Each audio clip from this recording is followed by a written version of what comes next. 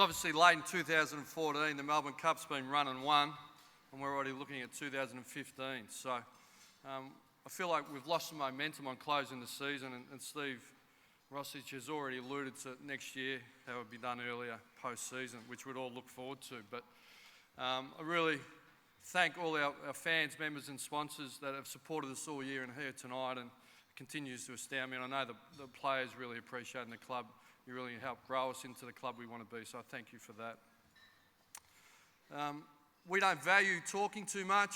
We value action, and tonight we really will reward those that contributed strong action throughout all the year, particularly in the face of enormous challenge. 2014, there was typical challenges. Our players and all staff worked really hard to accumulate 16 wins, finish top 4, and ultimately within we really value that resilience, and that's something we measure ourselves on, and we can certainly tick that box. So I thank you all for that resilience shown. But at the end of the day, we exited straight sets out of the finals, and they were really disappointing losses, even though there was some things we could take out of it. So post-season, really it's been about reflection, and it's a simple question: why? Why didn't we achieve what we wanted to achieve? Because we set ourselves really high goals, particularly on the back of 2013. And what I've reflected on is our preparation, our program, our game plan, our selection at match committee, our leadership, which starts with me, it's the assistant coaches, and it's our formal leadership group elected by the players. All that's really taken up a lot of my time thinking about it.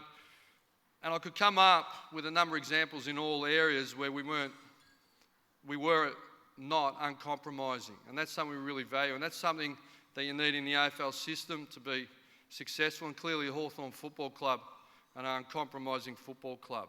So simply, and I won't go through those examples, but they're fresh in my mind. And if any of the players want to follow me up, I can certainly allude to them and highlight them and my coaches and the match committee, but I won't bore you. So simply what it tells me is we can grow, we need to challenge each other, and already our program pre and post Christmas has reflected that. We'll be training Saturday mornings. It certainly fits in with the CBA agreement. There's no stretching of parameters, but we have moved, sat down with our head conditioner, Jason Webber, and it'll be a really demanding and challenging pre-season because we could clearly identify areas where we could work harder and do more work and more volume of work because we need to improve. The leadership group will change. Ray McLean and leading teams will come in again. We feel we've got an enormous base, but it changed last year and it will change again.